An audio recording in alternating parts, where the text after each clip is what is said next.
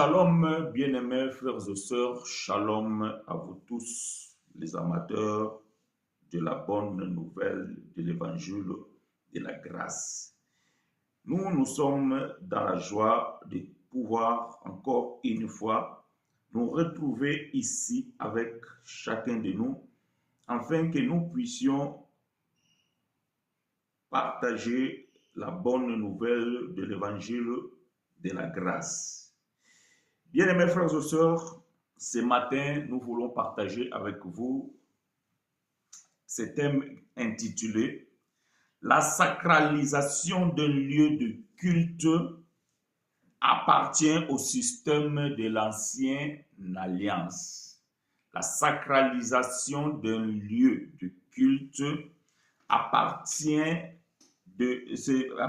au système de l'Ancienne Alliance. Oui, bien-aimés frères et sœurs, vous savez qu'ici nous annonçons et nous dénonçons. Donc, nous annonçons la bonne nouvelle de l'évangile de la grâce et nous dénonçons les mauvaises pratiques religieuses et coutumières qui ébranlent nos foi. Vous savez, bien-aimés frères et sœurs, nous parlons de ce que nous avons vu. Nous disons ce que nous savons, mais vous n'acceptez pas notre témoignage. Ça, c'était les paroles du Seigneur Jésus lorsqu'il était sur la terre, parlant au docteur Nicodème. Et j'emprunte ces paroles du Seigneur pour pouvoir dire que nous aussi, nous disons ce que nous avons vu. Nous parlons ce que nous avons connu et nous témoignons de ce que nous avons vécu. Malheureusement, il y a beaucoup qui ne reçoivent pas notre témoignage. Vous savez, bien-aimés, aujourd'hui, quand nous regardons le monde dont nous vivons, quand nous regardons le monde qui nous entoure, et il est triste de constater que le peuple périsse, faute de connaissance. Aujourd'hui, bien-aimés, les gens n'ont pas la vérité de la connaissance de l'évangile, surtout moins de l'évangile de la grâce. Et beaucoup de pratiques, beaucoup de choses qui sont pratiquées aujourd'hui au milieu religieux, amènent d'un système ancien ou ancien. Malheureusement, vous savez, dans la Bible, il y a à boire et à manger. Dans la Bible, nous pouvons tout trouver, excusez-moi, et nous pouvons sortir toutes sortes de théories à partir de la Bible. Mais vous savez, nous avons l'habitude de dire parfois une fausse vérité. Parce que dans la Bible, bien aimé, vous allez trouver des choses qui sont écrites et cela est vrai.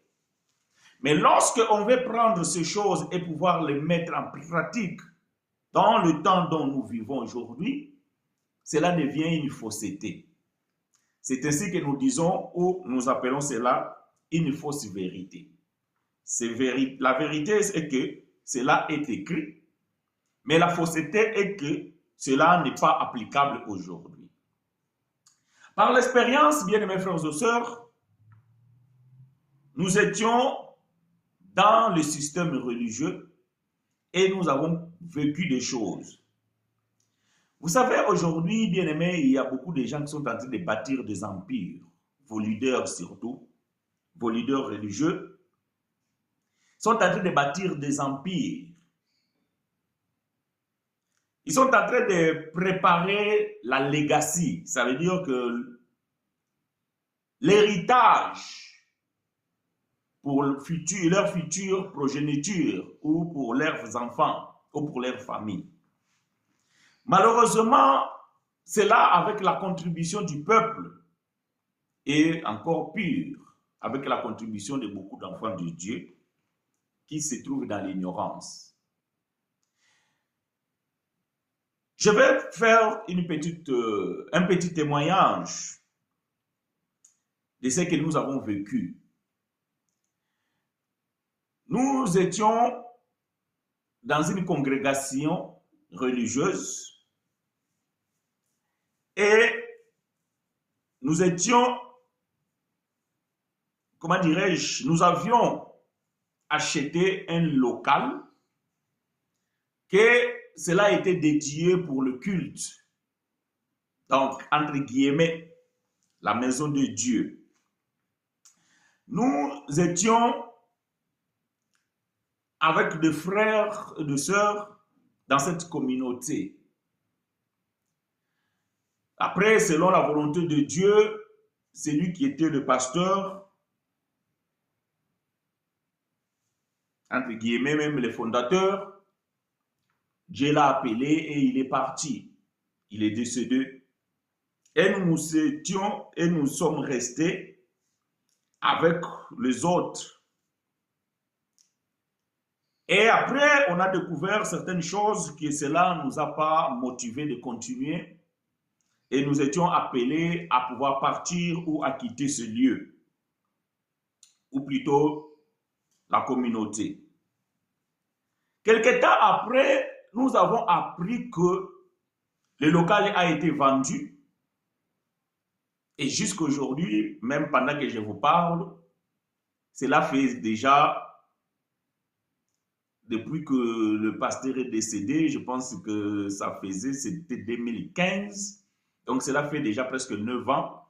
Et ce local, je pense que depuis qu'il est vendu, ça fait déjà 7 ans. Donc nous ne savons pas qu'est-ce qui est devenu de cet argent. Qui a pris cet argent? Qu'est-ce qu'ils en ont fait de cet argent? On ne sait pas. Mais vous ne pouvez pas ignorer que nous étions tous des participants par nos offrandes, par nos dons, afin de pouvoir acheter ce lieu-là, ou bien ce local.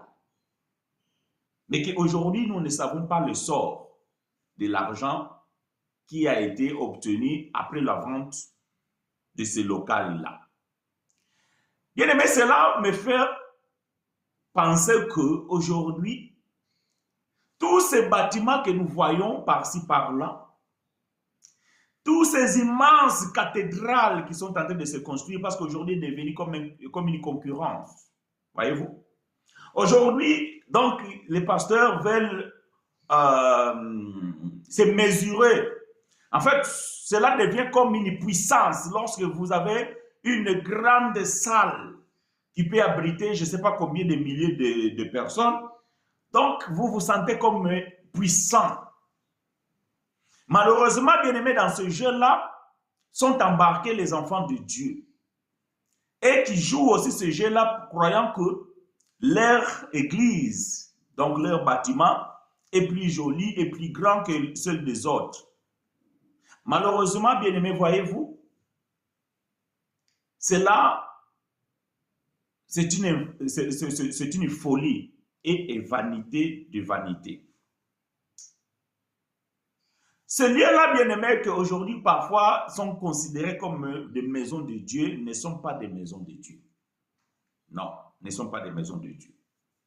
Dans la nouvelle alliance, Dieu n'a plus une maison physique, comme il pouvait les considérer dans l'ancienne alliance. Voilà pourquoi nous intitulons, bien aimés, que la sacralisation de lieux de culte appartient au système de l'ancienne alliance. Dans l'ancienne alliance, bien-aimé, Dieu avait désigné un lieu. La tente d'assignation, le tabernacle, le temple de Jérusalem, le temple de Salomon, la montagne. Donc Dieu désignait un lieu où il donnait rendez-vous à un peuple. Dieu désignait un lieu où il pouvait manifester sa gloire. Et Dieu avait demandé, ou du moins Dieu avait accepté une des demandes de David, bien que c'est son fils qui viendra réaliser cette demande, de pouvoir construire un temple. et que cela a été dédié comme une maison de l'Éternel. Tout cela, bien-aimé, était valable dans l'ancienne alliance. C'était une réalité et c'était une vérité de ce temps-là. Mais toutes ces choses, bien-aimés, quant à nous dans la nouvelle alliance, cela devient une fausse vérité, considérer un lieu étant une maison de l'Éternel. Malheureusement, aujourd'hui, vous allez pouvoir comprendre, les gens, ils se disent que non, nous allons dans la maison de Dieu. Quand vous posez la question pourquoi faire, nous allons chercher la présence de Dieu. Donc, cela montre que les gens considèrent que ce lieu-là, c'est un lieu où Dieu réside. Les gens considèrent que ce lieu-là, c'est un lieu de rendez-vous avec la présence de Dieu. Voyez-vous? Les gens bien-aimés ont des sentiments que lorsqu'ils se retrouvent dans ce lieu-là, donc ils sont dans la présence de Dieu. Malheureusement, bien-aimés frères et sœurs, je vais vous dire une vérité. Ces lieux-là, bien-aimés, ne sont pas des lieux pour une rencontre avec l'Éternel. Malheureusement, bien-aimés frères et sœurs, Dieu ne réside pas dans ce lieu-là. Prenons la Bible, bien-aimés frères et sœurs. Nous sommes dans le livre des psaumes.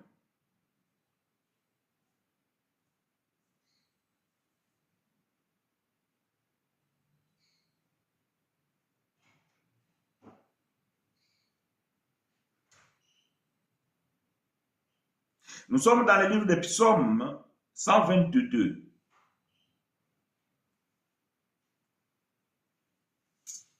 Psaume 122. Nous allons lire Psaume 122, nous allons lire à partir du premier verset.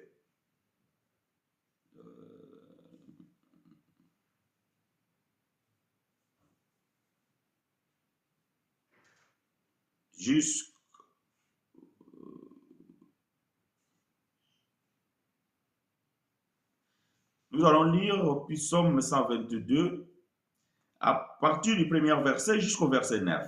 OK.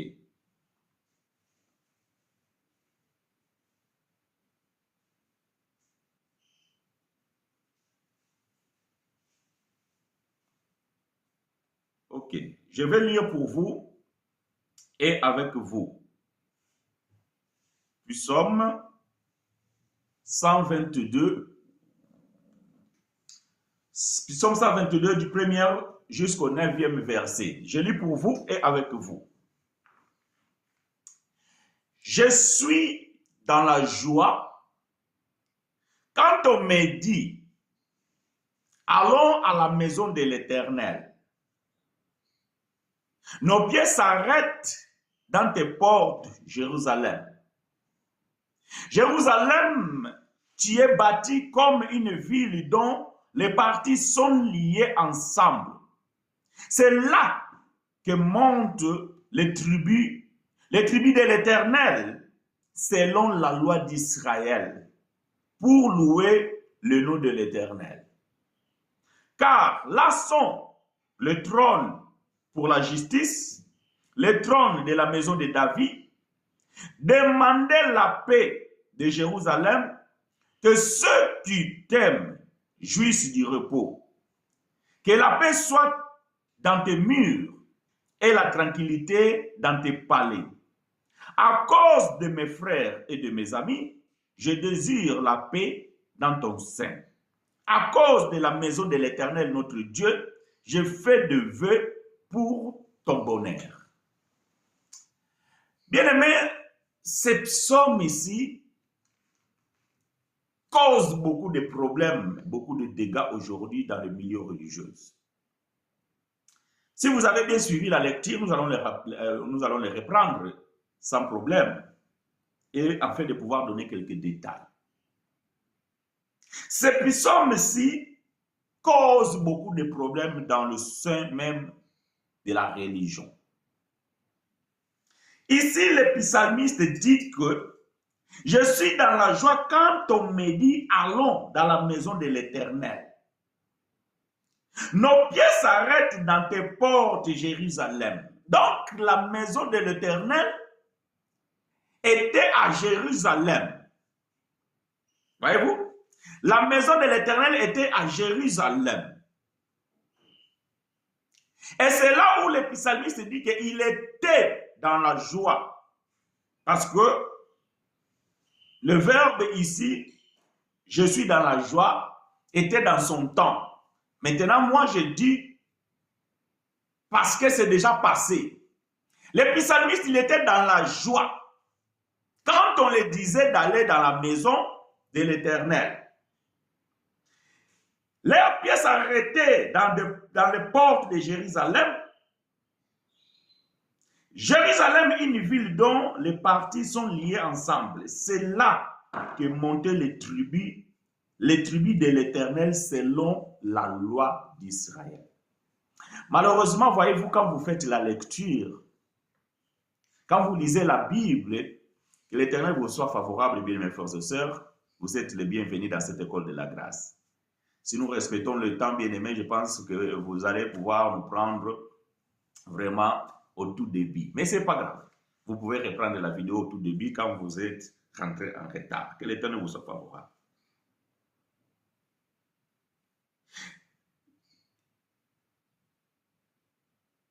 Quand on lit la Bible, bien aimés frères et sœurs, il est très important de pouvoir respecter ce que vous lisez et pouvoir méditer et étudier. C'est ainsi que, bien aimé, lorsque un pasteur vous enseigne, vous pouvez comprendre où est-ce qu'il est en train de vous amener. Est-ce qu'il est dans la vérité ou il est dans une fausse vérité? Voyez-vous?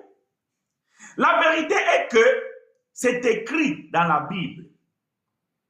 Mais la fausseté est que lorsqu'on veut appliquer ces choses dans la nouvelle alliance, si cela ne colle pas avec la sainte doctrine, cela devient une fausseté.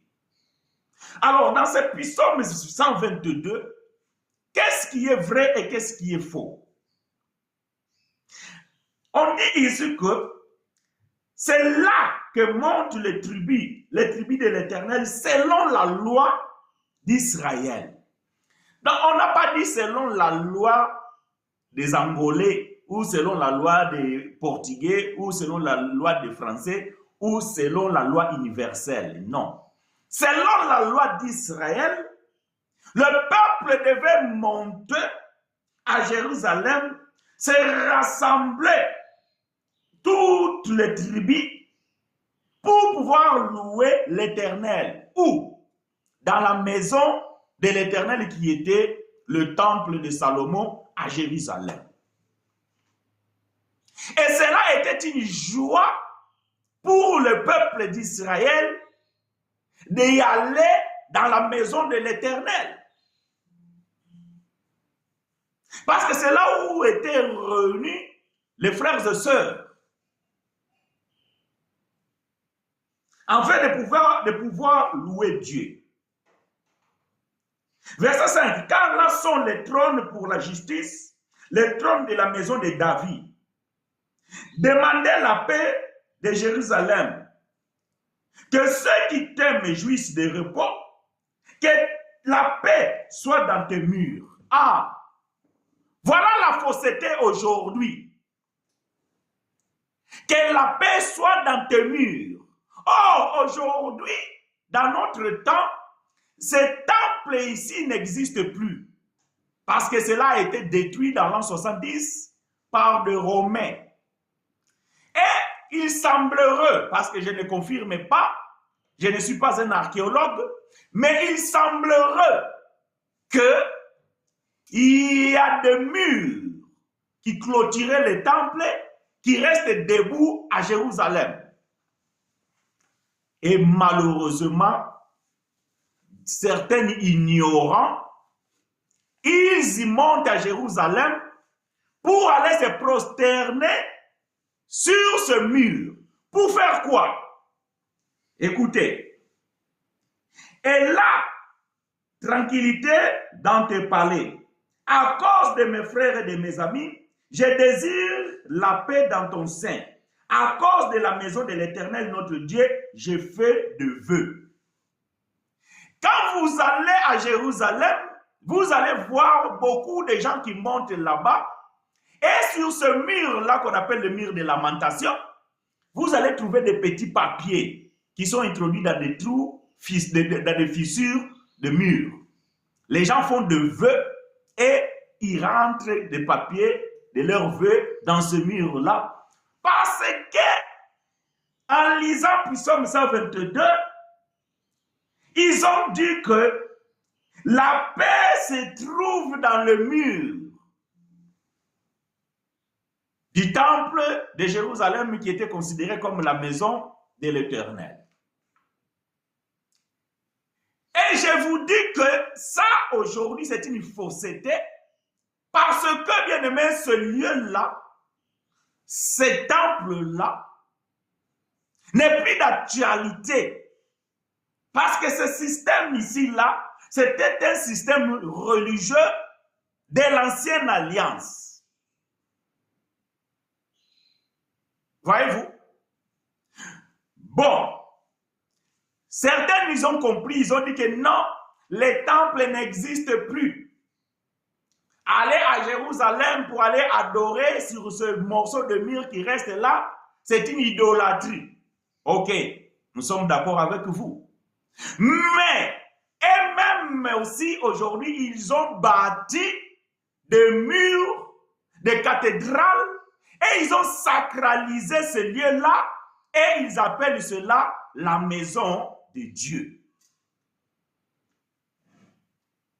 Voyez-vous, ils appellent leur cathédrale, ils appellent leur bâtiment là, maison de Dieu, et ces lieux-là sont sacralisés.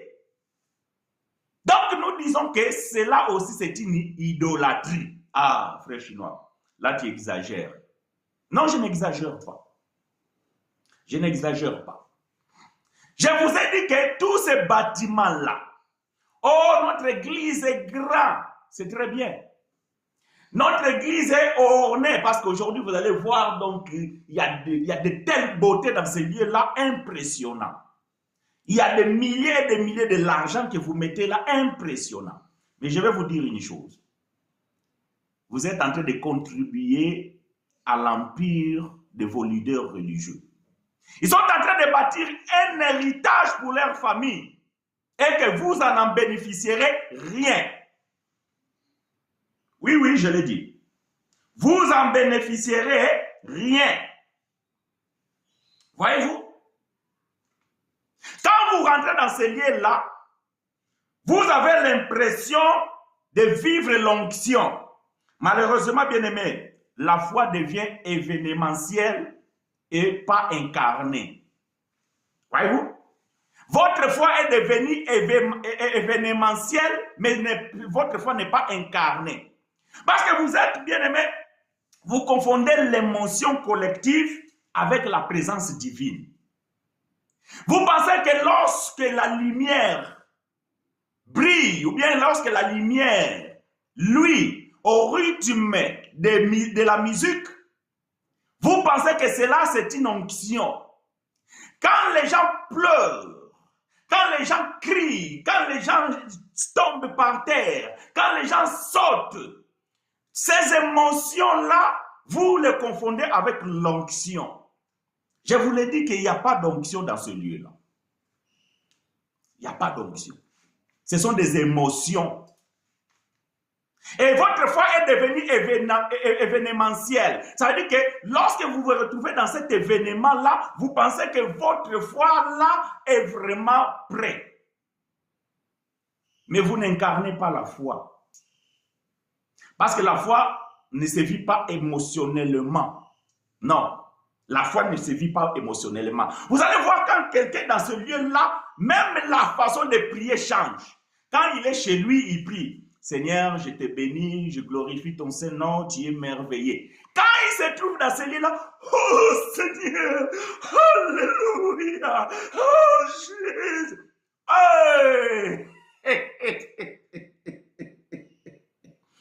Voyez-vous bien aimé, vous êtes tellement émotionné et vous pensez que la présence de Dieu est là et que dans votre maison, il n'y a pas la présence de Dieu. Voyez-vous, que vous pensez que dans votre maison, il n'y a pas la présence de Dieu. Parce qu'on vous a dit que le rendez-vous de Dieu, c'est dans ce lieu-là, dans sa maison. Quelle maison? Quelle maison, frères et sœurs? Dieu n'habite pas dans une maison construite de mains d'hommes. Non, Dieu n'habite pas dans une maison construite de mains d'hommes.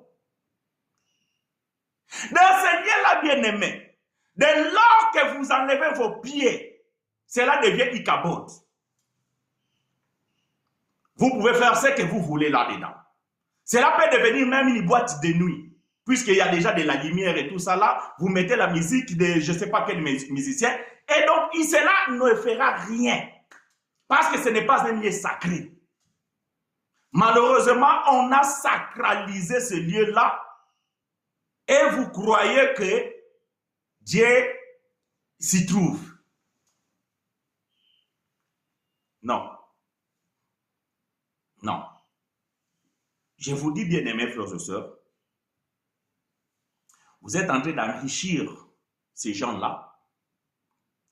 Et voilà pourquoi, quand ils meurent, automatiquement, si ce n'est pas la femme qui reprend le relève, ce sont des enfants. Et vous allez constater que souvent quand l'un de ces leaders meurt, il y a une scission. Ça veut dire qu'il y a une séparation, il y a une division. Parce que les autres ne sont pas d'accord que son enfant prenne le pouvoir ou bien que sa femme prenne le pouvoir. Et ce qui se passe, c'est qu'il y a une division. Voyez-vous? Je vous ai donné mon témoignage ici, là, pour ceux qui n'ont pas été au début. Donc, vous pouvez reprendre la vidéo. Là où nous étions, moi, quand j'étais dans le système religieux, le défunt pasteur, il avait pour un projet d'envoyer sa femme d'aller faire la théologie afin de pouvoir assurer la suite de cette église-là. Heureusement pour la sœur, elle avait refusé. Malheureusement pour le pasteur, la femme n'a pas accepté. C'est ainsi que lorsqu'il est décédé, donc nous sommes restés. Et quand on a découvert l'abomination qui s'est cachée dans ce lieu-là, nous sommes partis. Et ceux qui étaient restés n'ont pas pu continuer la chose. Et voilà, le local est vendu. L'argent, on ne sait pas qui c'est qui l'a mangé, qui c'est qui l'a gardé. Donc, toutes nos contributions, toutes nos offrandes est parti enfin. Donc, voyez-vous, maintenant, quand vous donnez les offrandes, vous dites que vous donnez à Dieu. Quel Dieu vous donnez l'offrande? Parce que l'offrande que nous donnons, les contributions que nous faisions, cela a permis d'acheter ce local-là. Maintenant, si c'était Dieu, quand ils ont vendu le local, il fallait appeler Ange Gabriel, lui donner l'enveloppe qu'il amène vers Dieu, afin de pouvoir que Dieu puisse avoir cet argent et faire je ne sais pas ce qu'il voulait. Non, ce sont les hommes qui ont profité de cet argent-là, alors que c'était nos contributions et nos offrandes. Bien-aimés, ouvrez vos yeux. Ouvrez vos yeux. Le but que nous avons, bien-aimés, ce n'est pas de vous faire éloigner de la foi, mais c'est de vous faire comprendre que vous devez vivre votre foi en toute liberté et en croyant en la vérité de l'évangile, l'évangile de la grâce. Allez voir les mamans en Afrique. Essayez de dire que là, ce n'est pas la maison de Dieu. Mais vous aurez un grand problème. Parce que dès leur jeune âge, on grandit avec ça, que ça c'est la maison de Dieu. Ça, c'est la maison de Dieu. Impossible de les sortir ça dans la tête. Mais nous voulons réveiller cette génération nouvelle. Ces jeunes, vous êtes intelligents. Vous êtes dans les universités. Vous avez une compréhension des choses. Ne vous laissez pas endormir dans cette maudite religion afin de pouvoir détruire vos pensées et vos capacités intellectuelles parce que vous avez appris une mauvaise foi et cette foi-là ne vous sert qu'à être endoctriné. Oui, je sais que tu es tenté de dire que les frères chinois là vraiment tu es trop dur.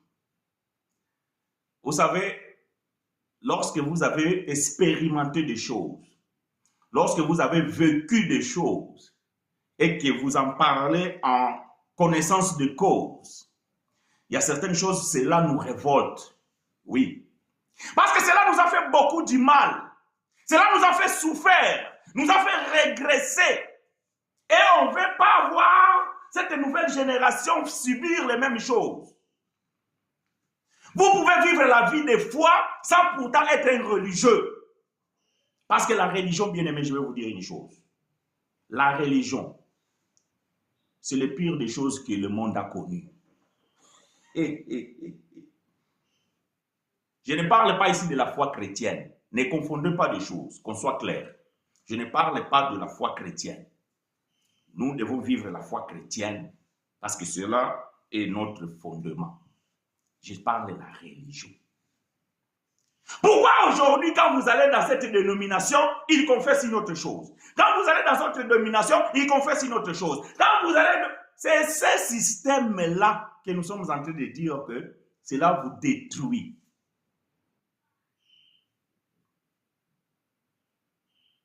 Vous mettez des milliers de millions d'euros, de dollars pour construire des cathédrales alors que vous n'arrivez même pas à construire des écoles, vous n'arrivez pas à construire des hôpitaux, les gens souffrent parce qu'ils n'ont pas où se traiter, les gens sont illettrés parce qu'il n'y a pas des écoles, mais vous allez faire une grande cathédrale, vous dites à l'honneur de Dieu. Dieu n'aime pas ça. Dieu n'aime pas ça. La véritable religion, vous devez s'en occuper des pauvres. Mais combien de pauvres meurent dans vos assemblées là-bas et combien de pauvres n'arrivent pas à nourrir leurs enfants? Combien de pauvres n'arrivent pas à éduquer leurs enfants parce qu'ils n'ont pas l'argent pour payer les Minerva? Combien? Alors que frère Jacques, il a dit que la bonne religion, vous devez s'en occuper des pauvres. Quand vous prenez soin des pauvres, ça c'est la bonne religion. Aujourd'hui, la bonne religion se retrouve dans les ONG, dans les associations caritatives. C'est là où on trouve la bonne religion. La religion elle-même est disparue de ce cercle-là. Bon, il y a encore quelques religions. On va pouvoir dire la vérité. Il y a encore quelques religions dont ils ont fait des écoles, ils ont fait des hôpitaux. Mais si vous rentrez derrière toutes ces choses-là, c'est parce qu'ils soutirent beaucoup d'argent dans les gouvernements. Et les miettes, là, c'est ceux qui font quelques écoles et tout ça là. Les restes, ils s'enrichissent. Je vous dis ce que je sais. Je vous dis ce que je connais.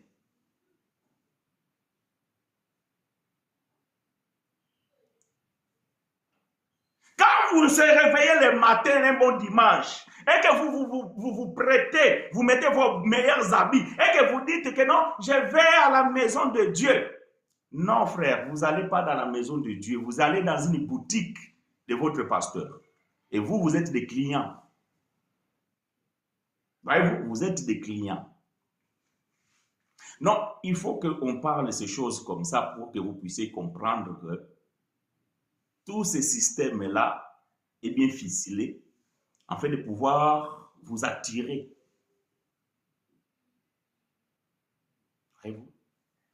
Malheureusement, bien aimé, aujourd'hui, là, nous sommes retrouvés dans des situations où le peuple est dans la désolation. Pourquoi? Parce que les gens n'ont pas la connaissance ni la compréhension de l'évangile. Dans l'ancienne alliance, bien-aimés, Dieu choisissait un lieu et il disait au peuple d'Israël, vous devez monter dans cette montagne afin de pouvoir m'adorer. Dieu donnait le rendez-vous à Jérusalem dans un lieu afin de pouvoir retrouver Dieu. Aujourd'hui, vous allez monter à la montagne. Je ne sais pas quelle montagne. Bon. Je vous conseille, vous voyez, si vous voulez aller dans une montagne pour être plus près de Dieu, allez dans la montagne de Kilimandjaro. Parce que c'est la montagne la plus haute d'Afrique. Comme ça, peut-être vous allez vous approcher plus de Dieu. Mais tout ça, là, ce sont des bêtises. Vous ne pouvez pas aller chercher Dieu quelque part. Quand Esaïe a dit, cherchez Dieu pendant qu'il s'y trouve, ça c'est valable dans l'ancienne alliance. Dans la nouvelle alliance, ce n'est plus valable. Pourquoi? Parce que Jésus a changé le lieu. Lorsque Jésus est venu, il a changé le lieu. Le lieu d'adoration, bien-aimé, ne se trouve plus là-bas, ni là-bas, mais se trouve dans un corps. Jean chapitre 4.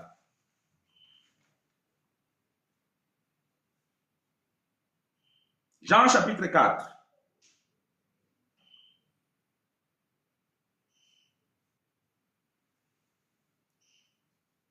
Jean chapitre 4, nous allons commencer par le verset 11 jusqu'au verset 23. Livre historique et biographique de bien-aimé frère Jean, chapitre 4, verset 11 jusqu'au verset 23. Je lis pour vous et avec vous. Que l'Éternel vous soit favorable. Seigneur, lui dit la femme. Bon, vous connaissez les récits. Je ne vais pas commencer au premier verset parce que vous connaissez l'histoire de cette femme samaritaine. Je prends le verset 11. Seigneur, lui dit la femme, tu n'as rien pour puiser et le puits est profond. D'où aurais-tu donc cette eau vive? Es-tu plus grand que notre père Jacob qui nous a donné ce puits et qui en but lui-même ainsi que ses fils et ses troupeaux? Jésus lui répondit, quiconque boit de cette eau aura encore soif. Mais celui qui boira de l'eau que je lui donnerai n'aura jamais soif. Et l'eau que je lui donnerai devient en lui une source d'eau qui jaillira jusque dans la vie éternelle. La femme lui dit, Seigneur, donne-moi cette eau afin que je n'ai plus soif et que je ne vienne plus ici. Bien puiser ici. Va, lui dit Jésus, appelle ton mari et viens ici. La femme répondit, je n'ai point de mari. Jésus lui dit, tu as eu raison de le dire, je n'ai point de mari. Car tu as eu 5 maris et celui que tu as maintenant n'est pas ton mari. En cela, tu as dit vrai. Seigneur, lui dit la femme, je vois que tu es prophète. Nos pères ont adoré sur cette montagne. Et vous, dites-vous que le lieu où il faut adorer est à Jérusalem. Voilà, la femme avait la connaissance de ces choses. La femme savait que les Juifs, ils disaient que le lieu d'adoration, c'était à Jérusalem. Et les Samaritains, ils avaient gardé la coutume, ou bien les coutumes de leurs ancêtres. C'était la montagne. Avant que cela parte, je vais lire vite fait le frère Jacques, il a dit, Shalom frère, vous savez, d'autres vont à l'église bâtiment pour juste être bien enterré, sinon sa famille sera un sujet de dénigrement pour les cas des gens qui sont en Afrique. Ok, que l'Éternel te soit favorable, bien aimés frères. Je vais revenir là-dessus. On va pouvoir dire ces choses, il n'y a pas de souci. Je continue la lecture. J'étais où? J'étais au verset 19. Verset 20. Non, verset 21. Femme, lui dit Jésus, crois-moi, crois-moi. Voilà le changement. Jésus, il a changé les paradigmes. Ce n'est plus à Jérusalem, ce n'est plus à la montagne. Jésus va changer tout. Femme, lui dit Jésus, crois-moi, l'heure vient où ce ne sera ni sur cette montagne, ni à Jérusalem, que vous adorerez le Père. L'adoration, la louange, les rassemblements pour glorifier Dieu, ce n'est plus ni à Jérusalem, ni à la montagne. Mais posons la question à Jésus. Où? Où? Si ce n'est plus à Jérusalem, si ce n'est plus à la montagne, mais alors, où allons-nous pour adorer?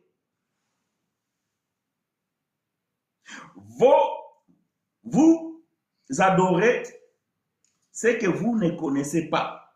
Nous adorons ce que nous connaissons, car le salut vient des Juifs.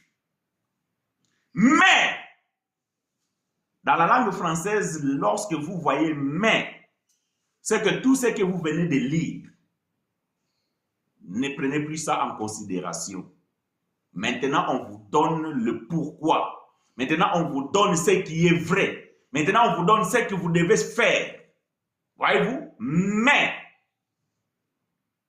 l'heure vient et elle est déjà venue. Malheureusement, jusqu'aujourd'hui, les religieux n'ont pas encore vu l'heure là. Pour eux, cette heure n'est pas encore arrivée. L'heure vient et elle est déjà venue où les vrais adorateurs, c'est ici, là où il y a le problème, où les vrais adorateurs adoreront le Père en esprit et en vérité, car ce sont là les adorateurs que le Père demande. Voilà tout le problème. C'est les vrais adorateurs. Voyez-vous, les vrais adorateurs qui adorent le Père en esprit et en vérité.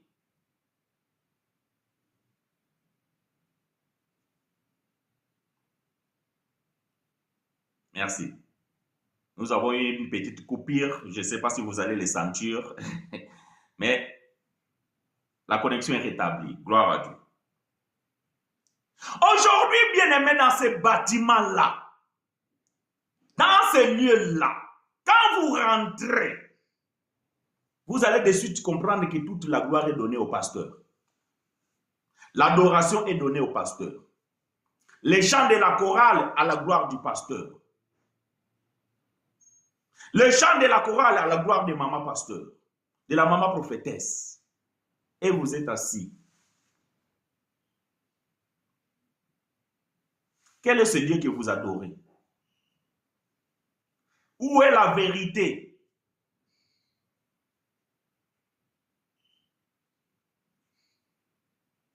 L'heure vient et elle est déjà venue où les vrais adorateurs adoreront les pères. Le problème c'est que comme vous avez des pères spirituels, vos dadis là, vous les considérez comme des pères spirituels. Donc, étant des pères spirituels, ils méritent vos adorations. Parce que l'adoration, c'est pour le Père. Mais le Père qu'on parle ici, c'est le Père des esprits qui est Dieu lui-même. Voilà pourquoi c'est lui qui mérite l'adoration en esprit et en vérité. Mais pas vos pasteurs. Vos pasteurs, c'est une pourriture. Ils vont mourir comme vous. Et ils n'ont aucun pouvoir. Ou bien aucun pouvoir. Ils ont la même onction que vous. Ils ne sont pas plus que vous.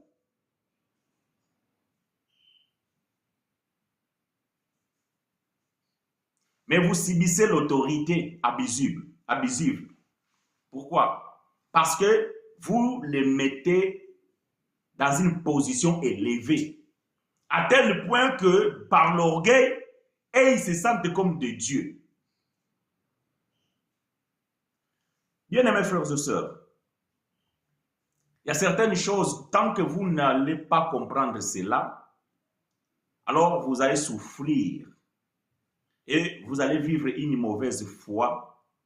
Pourquoi? Parce que vous n'avez pas assez de connaissances de ces choses. Le frère Jacques nous a dit que aujourd'hui, certaines personnes vont à l'église parce qu'ils pensent le jour de leur enterrement. Parce que quand ils vont mourir, l'église va pouvoir prendre en charge. Vous savez,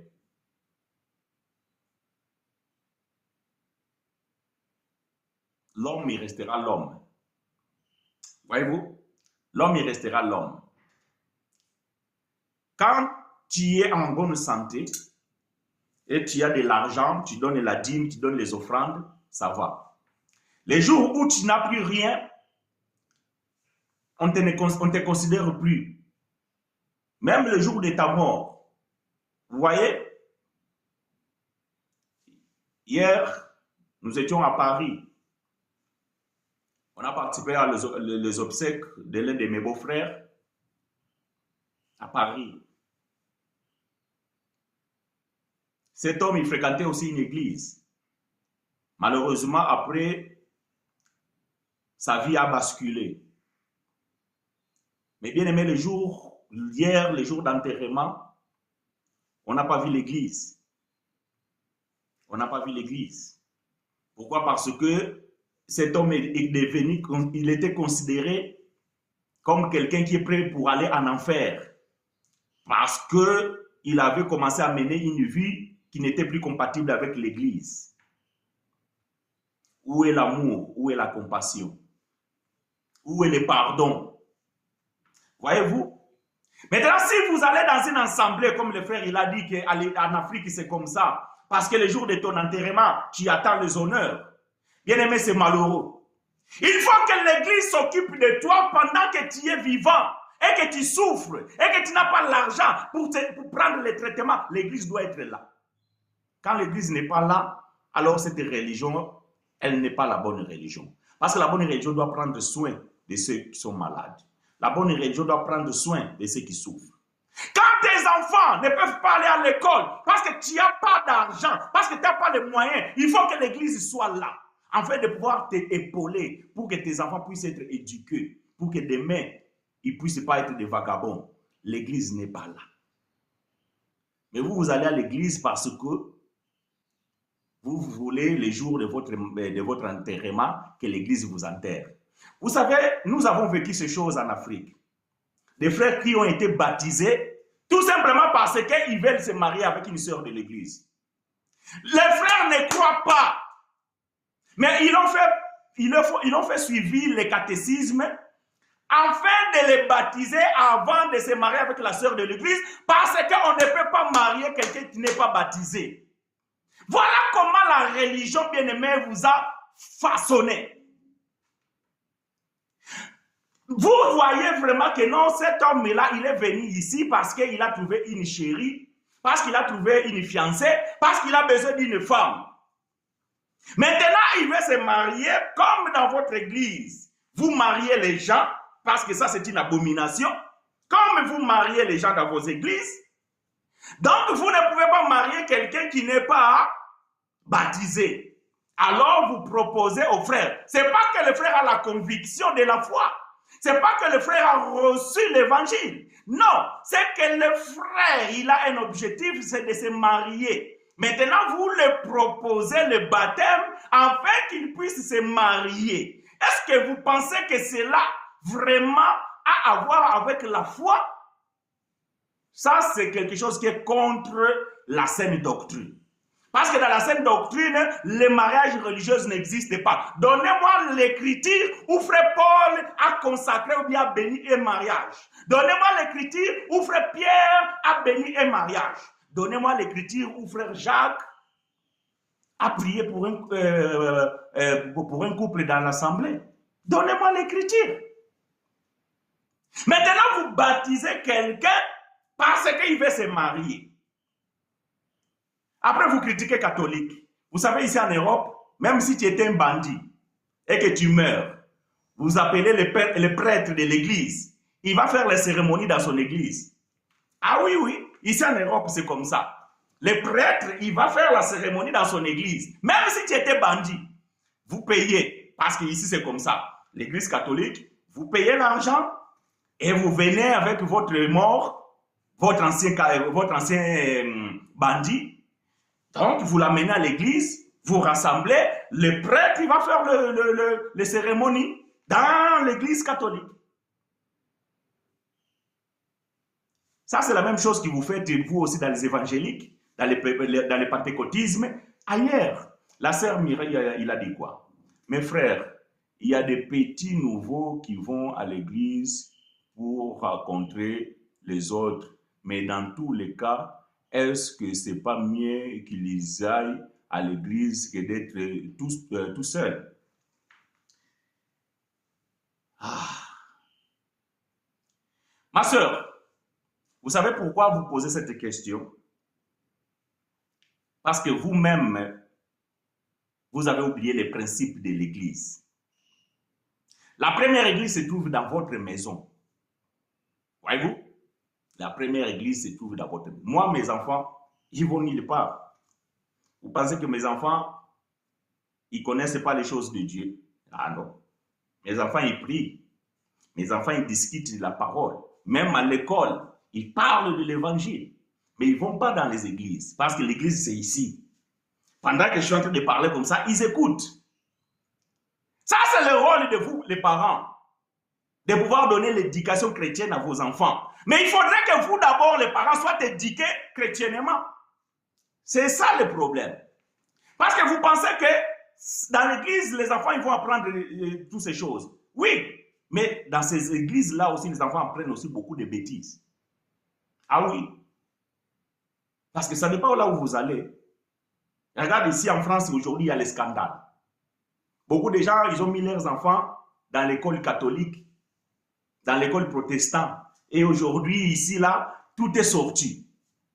Tout ce qui se faisait là, les enfants qui sont grandis aujourd'hui, ils sont en train de témoigner. Les abus sexuels, les tortures, c'était dans une école catholique. Les gens ils pensaient qu'en écrivant leurs enfants dans une école religieuse, les enfants vont être bien éduqués parce que là-bas, les professeurs sont des évangélistes, le directeur, il est prophète. Rien du tout. Aujourd'hui, les secrets sont sortis, ma soeur. Je pense que si tu suis les informations, tu dois écouter cela. On a une histoire là, je ne sais pas, l'affaire Bertram ou Beratram, je ne sais pas quoi là. À Pau, là, chez les François Bayrou. Mais les parents, ils pensaient que non, en écrivant les enfants dans l'école catholique ou dans l'école protestante, donc les enfants vont être bien élevés. Mais les enfants aujourd'hui, ils ont brisé les tabous. Ils disent que voilà, il y a eu des abus sexuels, il y a eu des attouchements, il y a eu des tortures. Mais les parents, ils pensaient quoi? Que les enfants ils sont dans un bon endroit, entre les bonnes mains. La première église, c'est chez toi. Toi-même, avec tes enfants, ouvre la parole, parle avec tes enfants, explique les choses. Tu n'as pas besoin que tu sois expert dans la Bible. Non. Tu as tout simplement besoin de savoir communiquer l'amour à tes enfants, le respect. Il y a certains principes.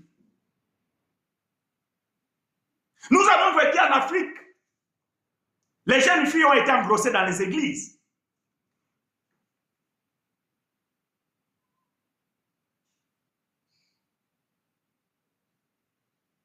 Donc, bien-aimés frères et sœurs, nous sommes arrivés à un point de dire qu'il faut sortir. Avant, on pouvait vous dire que, bon frère, voilà, il faut être surveillant, il faut être vigilant, essayer de voir si l'endroit... Mais on a compris que tous ces bâtiments-là, tous ces églises bâtiments, pareil, Voilà les scandales aujourd'hui. Vous allez dans une église, vous écoutez les scandales. Les pasteurs a 3 sœurs. Ils sortent avec 3 sœurs dans l'église. Quelle est l'éducation que vos filles auront? Si vous voulez que vos enfants soient bien éduqués, quelle est l'éducation que vos enfants reçoivent dans un lieu où le pasteur est impudique? Où le pasteur est impudique.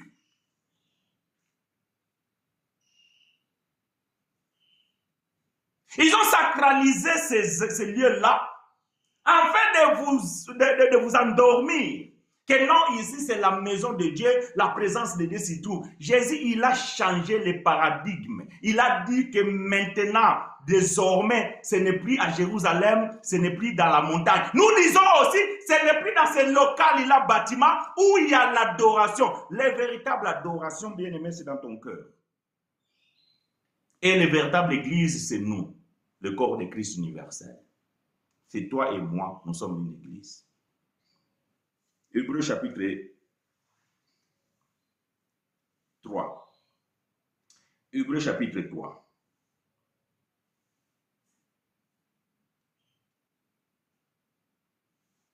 Verset 6.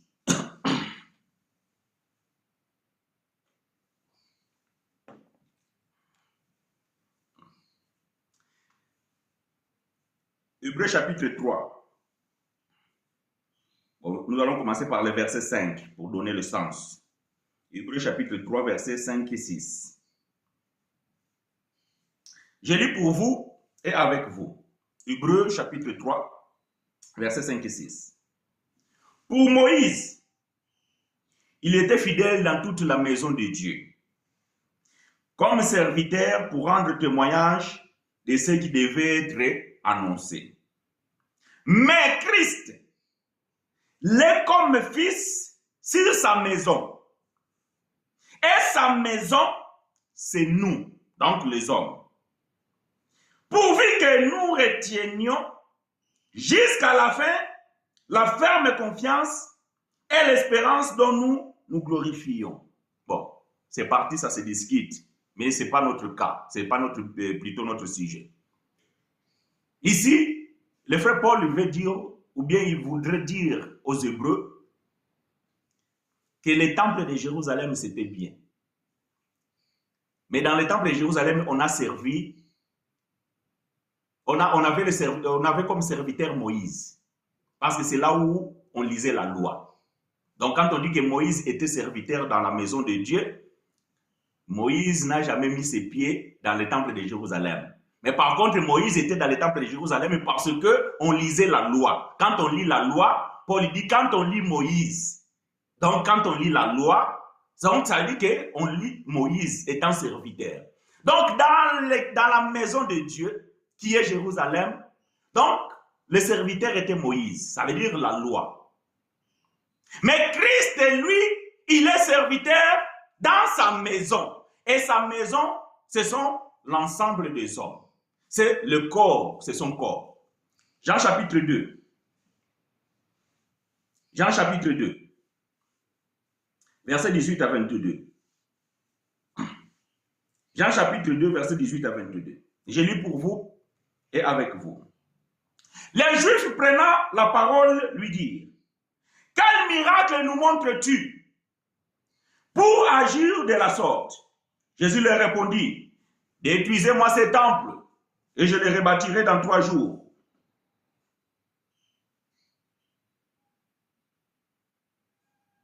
Mais il parlait du temple de son corps.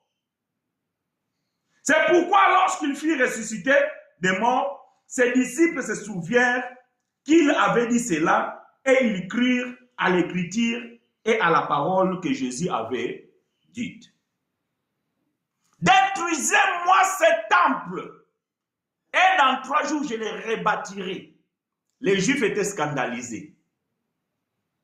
46 ans pour rebâtir le temple. Et toi, dans 3 jours, tu vas le relever.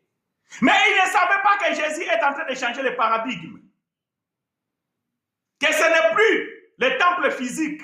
Mais le temple que Jésus est en train de parler, c'est son corps. D'où lui-même il est le serviteur, qui est sa propre maison. Et cette maison, bien aimé frère Pierre va dire, vous, étant Prenant des pierres spirituelles, réunissez-vous pour bâtir un temple spirituel, pour offrir un sacrifice spirituel. Donc, ce n'est plus quelque chose de physique. C'est bien bon de construire des cathédrales. C'est bien bon. Mais malheureusement, ça c'est pour l'héritage de vos enfants, de votre femme et de votre famille.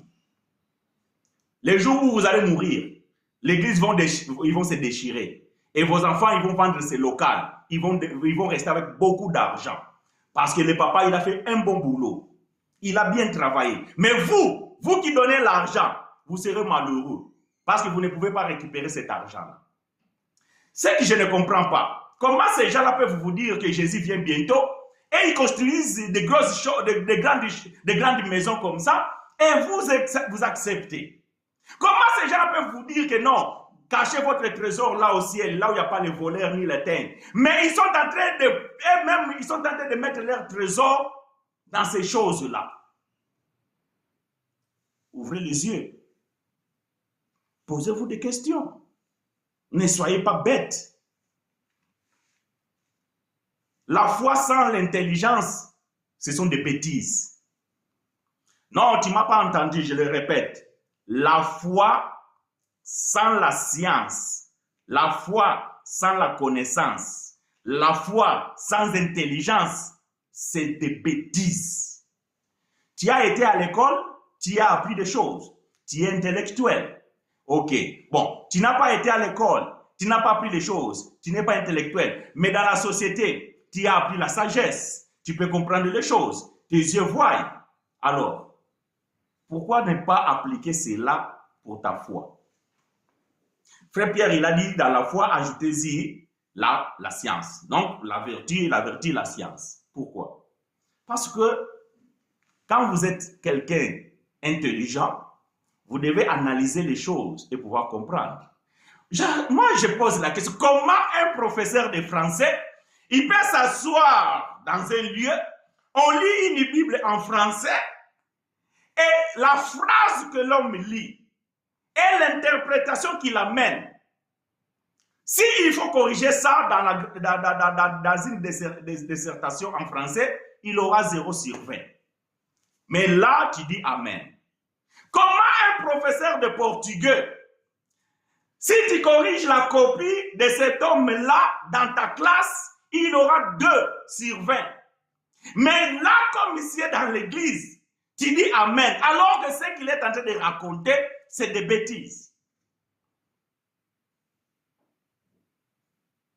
Apportez la dîme dans la maison de trésor. Mettez-moi les preuves et à Dieu si vous ne verrez pas que l'Éternel va vous ouvrir les écluses des cieux et la bénédiction va tomber. Et la bénédiction qui va tomber, c'est quoi? C'est des voitures. La bénédiction qui va tomber, c'est quoi? C'est l'argent. Bien aimé, quand le ciel s'ouvre, c'est la pluie qui tombe.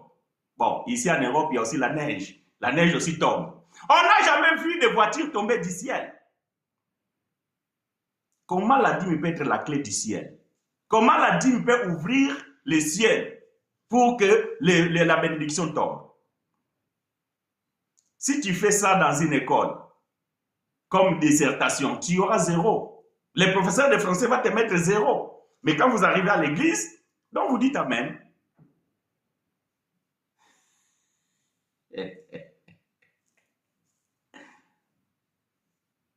Que l'Éternel te soit favorable, frère Louis. Voyez le frère là, il sait de quoi il parle. Quand il commente comme ça, il sait de quoi. Il sait d'où il vient. Et je suis sûr que vous tous aussi, nous savons d'où nous sommes venus. On a vécu beaucoup de choses. On a été tellement de victimes, de naïfs. Mais Dieu merci, Dieu nous a sortis de ces choses. La sacralisation, bien-aimé, d'un lieu de culte,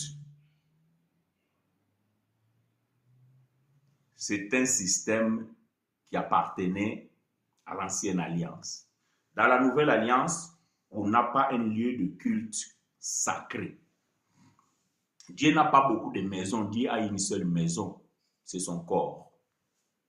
Donc, toutes ces maisons que vous avez là, oh, l'église qui, je ne sais pas, X, église grecque, cathédrale, je ne sais pas quoi, l'église Mont des Olivets, église Mont Bethel, église l'Éternel est descendu, l'église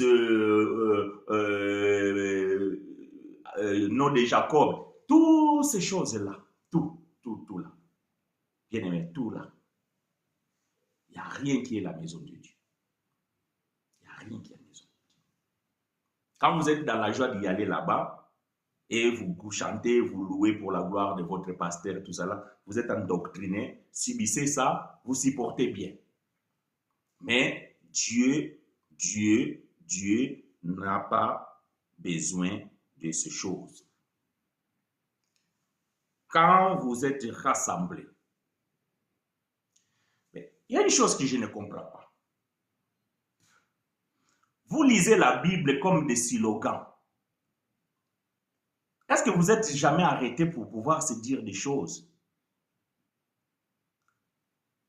Là où 2 ou 3 sont réunis en son nom, il est avec eux.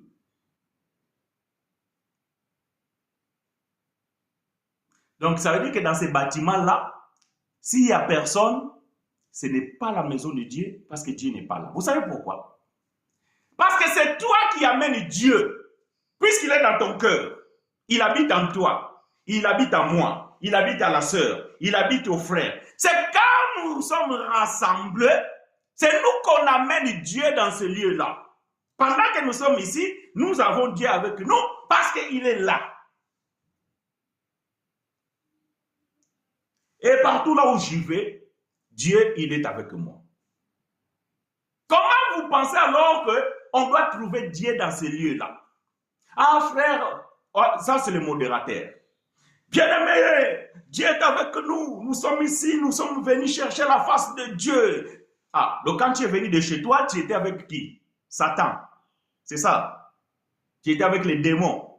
Tu étais avec les sorciers de ta famille. Et c'est quand tu es arrivé dans la maison de Dieu, là maintenant, voilà, tu es dans la présence de Dieu. Donc dans le métro, dans le bus, dans la voiture, dans le train, tu étais avec qui? Avec les démons.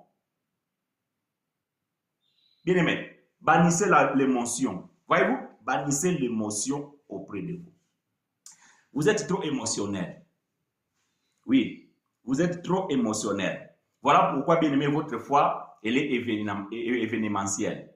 Quand il y a un événement, vous pensez que là, voilà, votre foi se manifeste. Et quand vous êtes chez vous, la foi ne se manifeste pas. Quand vous êtes chez vous, vous priez normal.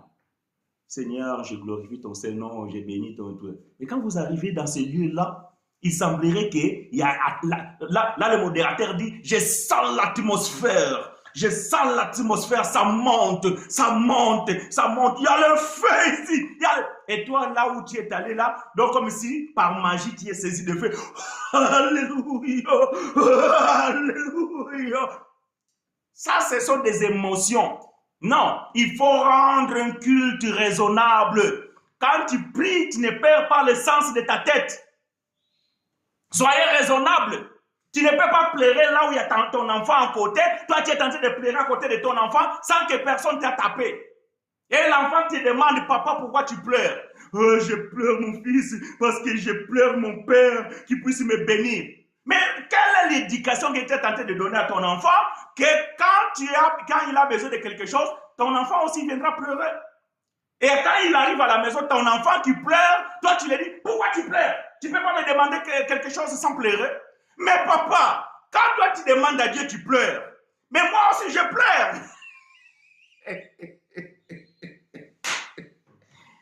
Vous inculquez une éducation à vos enfants. Voilà, les enfants répètent la même chose. Maintenant, tu es en train de l'engueuler. Tais-toi. Tu ne peux pas juste te demander que papa, je vais manger, il faut que tu pleures. Mais où est-ce que l'enfant a appris ça? Il t'a vu pleurer à l'église. Et il t'a posé la question, pourquoi tu pleures? Tu l'as répondu, papa, mon fils, je pleure parce que je demande à mon père. Ah, l'enfant, il a compris que pour que papa me donne, il faut que je pleure. Vous avez transmis la même bêtise. Ça, Ça, ce sont des émotions. Vous oubliez que vous êtes directeur d'une école. Vous oubliez que non, vous êtes un responsable dans la société. Vous pleurez parce que vous demandez à votre père. Frère, mais l'église aujourd'hui, je t'ai vu, mais ma sœur, je te jure, je n'ai pas compris. Il y a une onction qui est descendue sur moi. Non. Ce n'est pas l'onction, c'est émotion. Tu étais émotionné. Et tu as confondu ça avec l'onction. L'onction ne peut pas te faire pleurer. Parce que moi, dans la Bible, je n'ai pas vu là où Pierre il a pleuré pour l'onction. Je n'ai pas vu là où Timothée a pleuré pour l'onction. Pourquoi il n'y a que vous? L'onction fait pleurer, l'onction fait tomber, l'onction fait parler, brababachikaraba, l'onction fait... Non! Oh! C'est pas possible. Arrêtez-nous ces théâtres-là, ces aventures. Faites un culte raisonnable. Et c'est ce qui est agréable à Dieu. Arrêtez-nous les théâtres-là. Vous pensez que Dieu est émotionné de vos théâtres-là? Si vous disiez comme ça, Seigneur, je te prie, au nom du Seigneur Jésus-Christ, que cette maladie sorte. Maladie ne va pas sortir. Seigneur, au nom de Jésus, sort! Oh! Vous pensez que le diable, il a peur parce que vous avez crié? Vous voyez, on a pris certaines coutumes, certaines habitudes, et on pense que ça, c'est la règle. On pense que c'est comme ça. Ça veut dire que quand maintenant vous voulez chasser les démons, vous devez vous lever. Vous prenez des machettes, vous prenez des fusils, vous prenez des mitraillettes, parce que maintenant vous êtes rentré dans le combat. Et parce que si vous êtes assis et que vous dites qu'au nom du Seigneur Jésus sort, donc ça, les démons n'écoutent pas, parce que les oreilles sont bouchées, il faut que vous criez. Ça, ce sont des émotions. Et vous pensez que non? Non, frère, arrêtez-nous ce théâtre. Vous confondez l'émotion et la présence divine. Quand vous êtes chez vous, vous priez autrement. Il semblerait que c'est comme vos téléphones. Voyez-vous, vos téléphones, à un moment donné, la batterie, elle descend. Il faut les recharger. Donc, vous aussi, votre foi, c'est comme ça. Quand vous êtes chez vous, là, la foi, elle est en baisse. Quand vous allez à l'église dimanche, vous rechargez. Et après, lundi, ça commence à se consommer. Mardi, ça commence à descendre. Quand vous arrivez vendredi soir, donc vous avez que 25%. Samedi, il vous reste que 15%. Et si dimanche, et vous avez été empêché, et que vous n'avez pas eu le temps d'aller à l'église pour se recharger, lundi d'après, les démons vous attaquent. Et vous tombez. Parce que vous n'avez pas rechargé la foi. Voilà comment vous vivez aujourd'hui. Parce que dans l'église, c'est là où vous allez vous charger. Là, c'est le recharge. Dimanche, on recharge. Et après, lundi, vous commencez à consommer. Mardi, vous consommez. Donc, il faut venir encore dimanche pour recharger la batterie de votre foi. Et si dimanche, vous n'étiez pas au culte, donc la semaine qui suit, vous êtes vulnérable. Les diables peuvent vous attaquer, peuvent vous taper parce que vous n'avez pas la batterie. Vous vivez comme ça aujourd'hui, malheureusement. Voyez-vous, malheureusement. Parce que vous n'avez pas assez de connaissances. Vous pensez que Dieu réside dans ce lieu-là, et c'est là où vous allez puiser la force de recharger votre foi. Et quand vous êtes chez vous, et non. Donc nous, aujourd'hui, nous qui ne participons plus dans ces alliés-là, donc vous nous considérez comment alors? Qu'on est fini, on est vidé. Pas du tout. Pas du tout. Nous vivons la liberté dans la foi. Et nous avons conservé une relation intime avec le Seigneur. Et que parfois, même quand je suis dans mon travail, je prie, je loue le Seigneur. Quand je conduis la voiture, je prie, je loue mon Seigneur. Parce qu'il est avec moi tout le temps. Je suis rechargé. Moi, je suis lié à la source. Donc, je ne peux même pas décharger. Parce que je suis lié à la source. Comment voulez-vous que je décharge? Il habite en moi. Donc, comment voulez-vous que je sois déchargé? Jamais. Je n'ai pas besoin de la montagne pour aller chercher quoi? Je n'ai pas besoin de la montagne. Je n'ai pas besoin de vos bâtiments là. Je n'ai pas besoin de ça. Pour aller chercher quoi? Ah, pour aller donner mon argent. Mon argent, j'achète le McDo pour mes enfants. Ah oui, mon argent, je me fais plaisir. Dieu n'a pas besoin de mon argent pour qu'il soit heureux.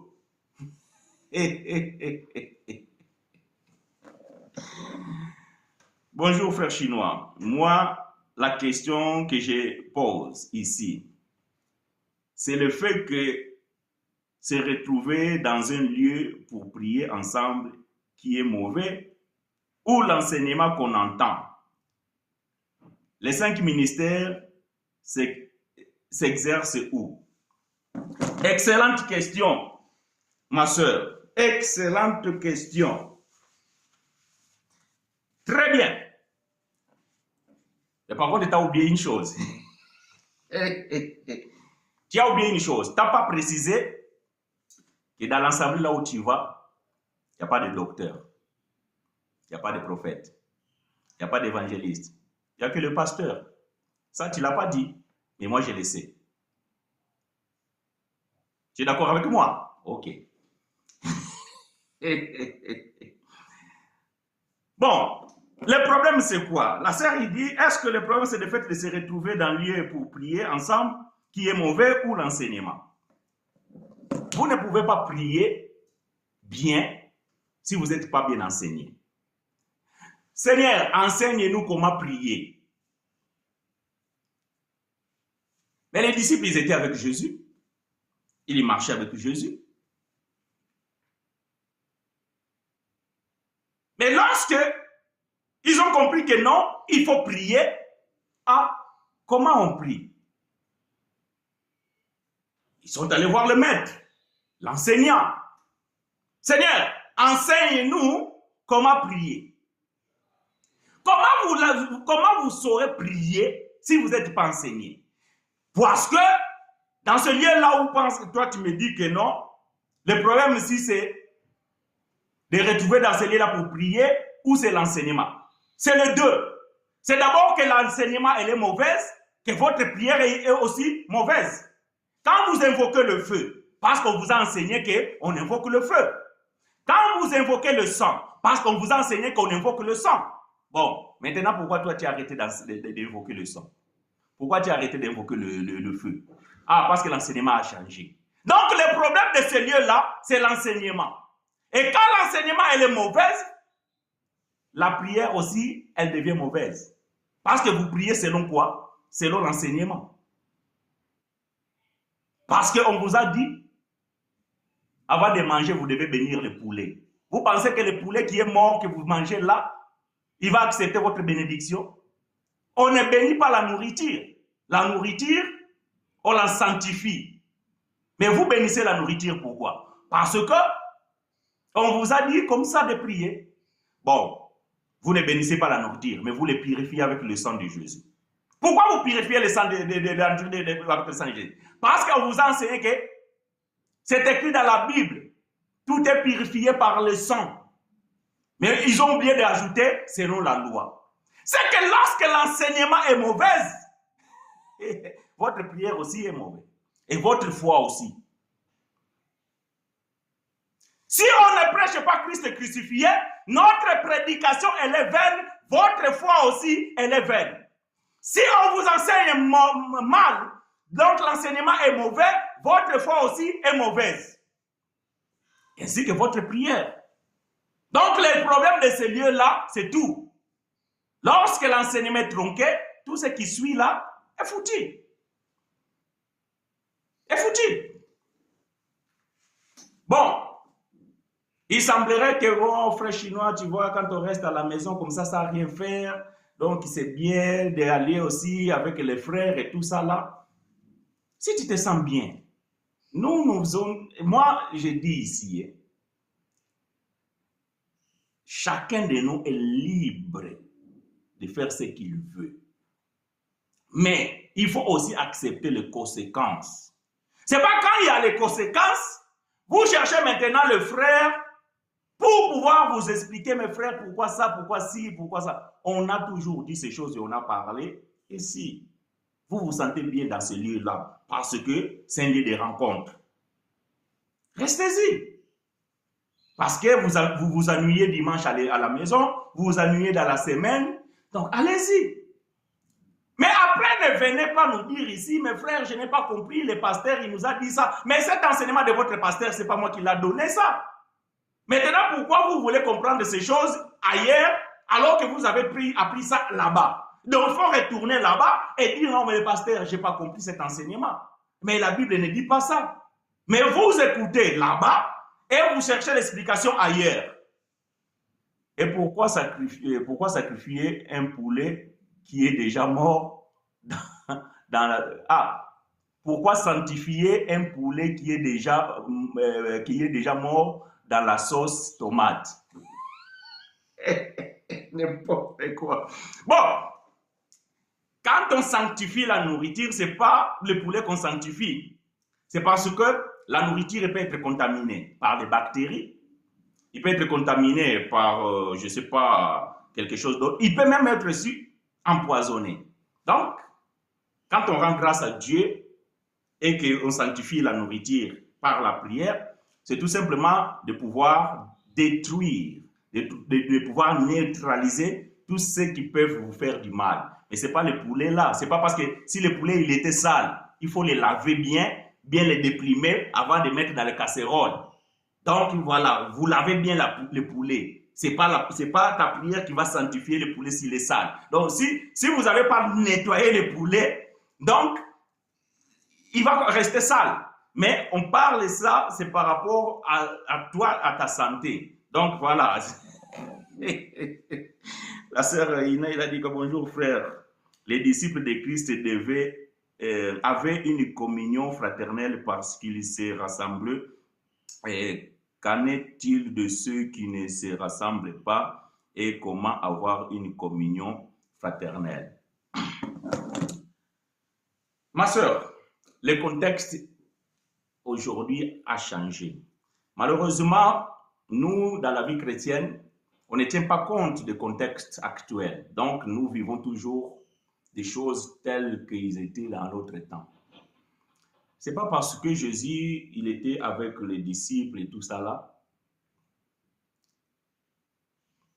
que cela veut dire qu'on est obligé. Jésus, il était avec les disciples. Judas aussi, il était dedans.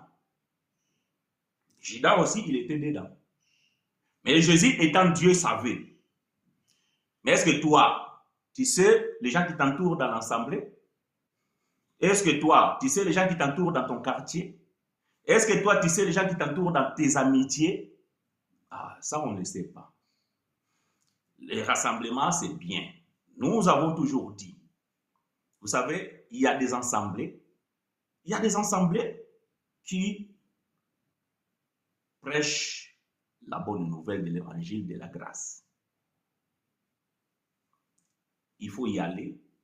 Vous pouvez vous rassembler là-bas. Il y a des assemblées parfois qui n'ont rien à voir avec la foi. Parce que vivre dans un rassemblement, ce n'est pas tout simplement parce qu'il y a la parole. Ça peut être dans les entreprises. Dans certains quartiers, il y a l'association du quartier. Donc, vous pouvez vous rassembler dans beaucoup d'endroits. Maintenant, étant que les enfants de Dieu, lorsque nous nous rassemblons, il est aussi très bien. Mais ça, tu peux aussi commencer ça à la maison, avec ta famille. Malheureusement, aujourd'hui, les familles sont déchirées. Malheureusement. Aujourd'hui, beaucoup de familles, ils ne mangent plus ensemble à table. Les enfants, ils mangent quand ils veulent. Chacun mange à l'heure qu'il rentre. Il n'y a même pas ce temps-là de dialogue. Aujourd'hui, malheureusement, vous arrivez dans une maison, chacun avec son téléphone dans un coin. Il n'y a plus Et bien, malheureusement, ça commence à venir même dans les églises. Vous rentrez dans les églises, qu'est-ce qui se passe aujourd'hui? Les pasteurs prêchent, chacun sort son téléphone. Il est en train de se filmer et en direct, les autres sont en train de voir. L'oreille n'entend même pas ce que le pasteur fait. C'est que nous devons aussi nous adapter avec la conjoncture, l'actualité et comprendre. Quand tu te retrouves dans un lieu agréable avec des frères et sœurs et qu'il y a la bonne attente, il y a la communion et que vous partagez autour des Écritures et que vous donnez des idées, vous partagez les idées, vous partagez la connaissance à nos frères ici, je pense pas à la sœur, tout ça, c'est très bien. Et si vous n'avez pas ces lieux-là, cet endroit-là, vous n'allez pas là où vous pensez qu'ici, il n'y a rien de bon. Tout simplement parce que vous avez besoin de la chaleur humaine. Non, ne faites pas des choses parce que vous avez des sentiments. Comme le frère Jacques nous a dit que non, il y a certains en Afrique qui vont à l'église parce que le jour qu'il va mourir, pour qu'il y ait une cérémonie dans l'église. Moi, le jour que je vais mourir, je l'ai dit ici. Comme aussi ici à Toulouse, là, beaucoup des églises, ils ne m'aiment pas. J'ai dit le jour que moi je vais mourir, ma femme va m'enterrer avec mes enfants. Si vous venez, gloire à Dieu. Si vous ne venez pas, cela ne changera rien. Je ne vais pas ressusciter, je ne vais pas changer de lieu ou je ne sais pas quoi. Non, cela ne changera rien. Mais de ce que je sais que les peu des gens qui m'aiment, ils vont venir. Pourquoi? Parce que, donc, j'ai fait quand même certaines choses de bien dans ce monde. Donc, moi, mon souci, ce n'est pas ça. De savoir si, le jour de mon enterrement, si l'église va venir ou l'église ne va pas venir. Je vous ai dit ici qu'hier, on est allé enterrer un frère. L'église, nous ne l'avons pas vu. Mais il participait dans une église. Mais comme le frère, après, il a changé un peu de voix, il est mort. L'église n'a pas eu la compassion de dire que non, malgré ça, le frère, il était des nôtres. L'église, on n'a pas vu. Il y a une dame courageuse qui a improvisé une prière, au moins, on va, voilà, même si la personne, on peut penser tout ce qu'on peut penser, mais au moins, donc, voilà, on va prier quand même. Où était le pasteur? L'ancien pasteur, ou bien, je ne sais pas, le pasteur, là où le frère allait avant, il était où? Voilà comment le monde est aujourd'hui. Moi, je dis que si vous voulez vous rassembler dans un lieu où vous vous sentez bien, allez-y. Mais quand la chose commence à devenir toxique, il vaut mieux de se retirer. Malheureusement, quand vous allez dans ce lieu-là, il suffit que vous amenez une pensée contraire. Vous êtes rebelle. Vous êtes mal vu. Vous êtes malvenu. Ça, vous le savez. Donc, moi, je n'ai pas besoin de vous le dire. Donc, moi, ce que j'ai dit ici, après, chacun est libre de faire ce qu'il veut. Mais nous disons tout simplement, attention. Tout ce que vous êtes en train de faire, tout cet argent que vous êtes en train de donner, ces gens sont en train de construire des lieux. On vous dit que c'est la maison de Dieu. Nous disons tout simplement c'est faux. Ça, c'est l'héritage de sa famille. Parce que le jour où il va mourir, l'église va se déchirer, la femme et les enfants, ils vont vendre ces lieux-là, beaucoup d'argent, et ils vont rester bien. Mais vous avez vécu 15 ans dans ces lieux-là, vous avez donné vos dîmes et vos offrandes, alors que si vous avez économisé cet argent-là, vous aurez aussi fait quelque chose. C'est tout simplement ce que nous disons. Donc, voilà, ma soeur. Donc, les rassemblements, c'est bien. Mais, si là où vous rassemblez, ça ne va pas. Mais ça, c'est valable même dans la société. Ah oui, c'est valable même dans la société. Moi, j'aime pas les attroupements. Ceux qui me connaissent là où je vis, ils savent. J'aime pas les attroupements. Les histoires de fêtes, de tout ça, là, quand je vais vraiment, donc c'est rare, mais quand j'y vais, c'est que la personne, mais la plupart du temps, j'y vais pas.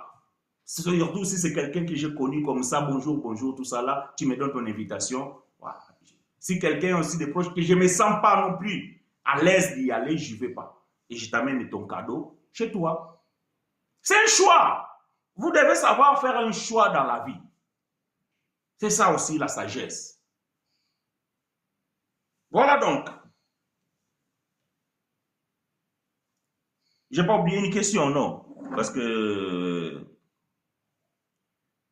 je n'ai jamais vu les 5 ministères dans l'église. Ah oui, bon. C'était le détail de la question de la sœur Monique. Oui.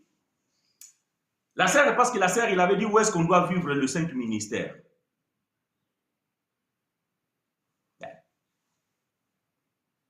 Les 5 ministères, c'est pour l'édification de l'église, pas l'édification des bâtiments.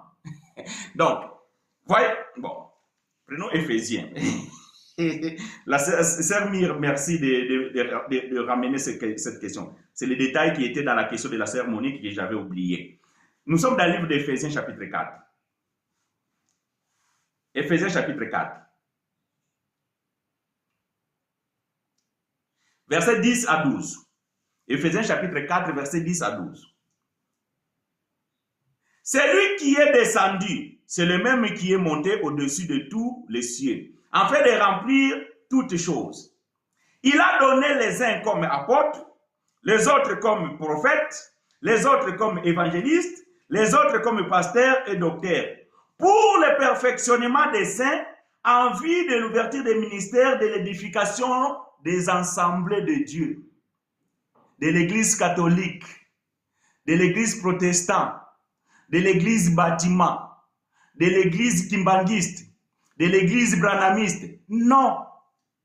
Pour le perfectionnement du corps de Christ. Maintenant, toi, tu penses que le corps de Christ, c'est le bâtiment là? Non, c'est ça que nous sommes en train de dire ici. Le corps de Christ, ce n'est pas le bâtiment là. Le corps de Christ, c'est toi, c'est moi, c'est elle, c'est lui, c'est nous qui sommes le corps de Christ. Est-ce que vous suivez que frères chinois? Non. Vous suivez aussi d'autres frères. Donc, si vous bénéficiez de la grâce apostolique des frères chinois, vous bénéficiez aussi de la grâce doctorale de l'autre frère. Vous bénéficiez aussi de la grâce prophétique de l'autre frère. Vous bénéficiez aussi de la grâce pastorale de notre frère. Donc, étant corps de Christ, les 5 ministères sont en exercice. Mais les 5 ministères, ce n'est pas pour les bâtiments. Ce n'est pas pour les églises locaux. Malheureusement, même dans ces églises-là, vous ne trouverez pas les 5 ministères. Non. S'il y en a, parfois, certaines, c'est forcé. On a dit, bon, on va mettre les frères évangélistes parce qu'on a déjà un docteur, on a déjà un prophète, on a déjà un pasteur. À lui, maintenant, on va le mettre évangéliste. Mais en lui, il n'a même pas le don d'évangéliste. Il n'a pas cette grâce-là. Non, les 5 ministères se trouvent pour le corps de Christ. Quand vous suivez frère chinois, vous suivez la grâce apostolique. Quand vous suivez les frères X, vous suivez la grâce prophétique. Quand vous suivez l'autre frère là, vous suivez la grâce pastorale. Et tout ça là, c'est pour l'édification du corps de Christ. Pas pour les bâtiments. Pas pour l'église évangélique, je ne sais pas quoi. Ce n'est pas pour l'assemblée des saints, je ne sais pas d'où. Ce n'est pas pour les assemblées des élus, je ne sais pas d'où. Non. C'est pour le corps de Christ. Frère chinois, quelle est la différence entre la justification et la justice? Ça, c'est tout un enseignement, frère. Tu veux que je te réponde? Mais c'est compliqué. On n'a pas beaucoup de temps. La justification et la justice. L'un est le dérivé de l'autre. La justice, bon, on va terre à terre. Ministère de la justice de la France.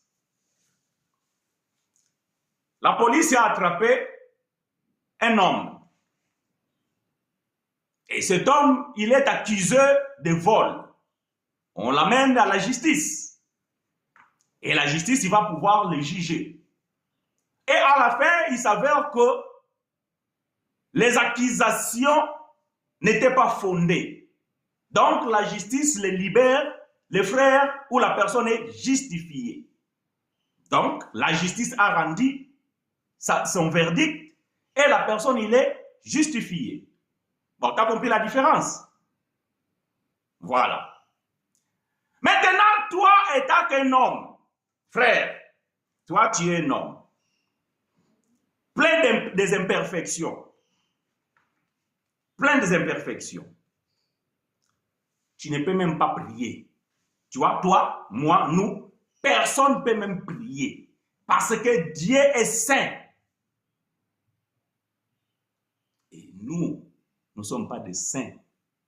Attention, suivez-moi, parce que vous allez dire, mais frère, non, attends, laisse-moi finir. Nous ne sommes pas des saints.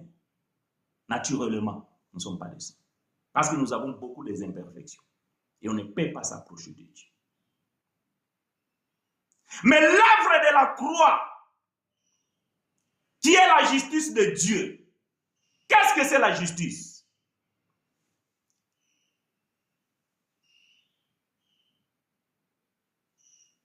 Dieu, étant aimé l'homme,